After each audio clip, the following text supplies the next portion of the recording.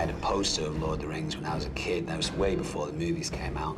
If you'd read Lord of the Rings, it was quite a cool thing, you know. My first exposure to Lord of the Rings was realizing I needed to run to the bookstore to discover something about this Tolkien, and the person in the bookstore said, "Tolkien?" I said, "Yeah," sort of feeling stupid, and they brought me over and showed me, you know, here's a whole shelf, and there you go. There's like 50 things. It is incredible the kind of cultural force that The Lord of the Rings continues to be. In the 50 years since they've been published, The Lord of the Rings has sold over 150 million copies. And the movies, of course, were some of the top-grossing movies of all time, over $5.9 billion in sales.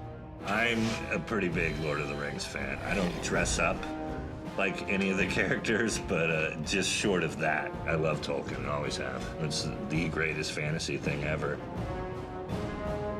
When I was a kid, we would listen to the Hobbit audio tapes and the Lord of the Rings audio tapes. And the book has always been kind of a pretty significant feature in our house. When Return of the King came out, I started crying when the opening sequences rolled.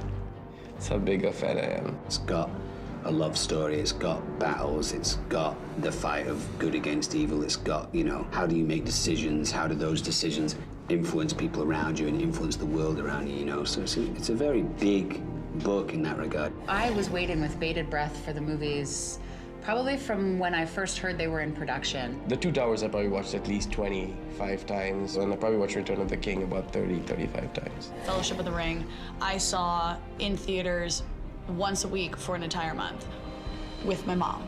I feel like every dude wanted to be Aragorn until the movies came out, and then everyone was like, Legolas, Legolas, but no, diehard Aragorn fan all the way for me. He was tall, dark, mysterious. Maybe I had a crush on Aragorn, and I'm realizing that now.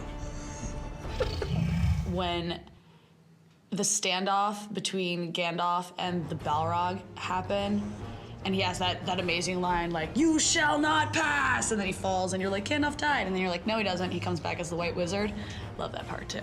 As much as it is about adventure and fighting and wars and everything else, ultimately what he was writing was about how precious it is to have, precious is probably the wrong word to use, precious.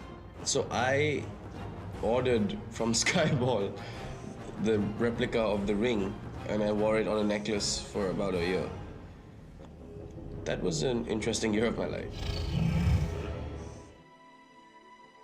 If you love Tolkien or Peter Jackson's movies, Lord of the Rings, The Hobbit, War in the North is just a fantastic opportunity to get to explore more of Middle-earth. It does such a good job of staying true to this world, to these characters. Within the story, we developed different personalities, and we were very conscious of trying to come up with personalities that would complement each other. And once again, that authenticity is very important. We won't be going back that way, I'm thinking.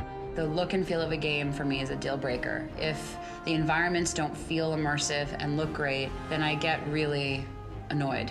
And I have to say that the look and feel of War in the North it's beautiful. There's such an array of places where they travel to. It gives you the opportunity to see environments and explore places, things which are just names in the books. Like Fornost, for instance, the ruined city of the Dunedain.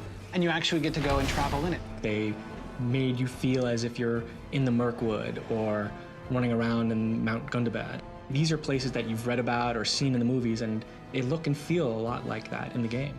I like the organic feel of it, you know, the castle walls are kind of crumbling down and the bows and arrows are made of pieces of wood. You know, it's not all really slick and kind of polished. Expect to see some very familiar faces from the films, but also some from the books that weren't in the films, that no one's really seen before. I present to you Elladan and Elrohir, the sons of Elrond Halfhelm. Lord of the Rings brings out the best in artists. And I think this game is another example of how much it means to the people who are designing them. The second I sat down in front of the game, I knew I was playing a Lord of the Rings game. If it didn't say it was a Lord of the Rings game, I'd say, why are these guys ripping off Lord of the Rings?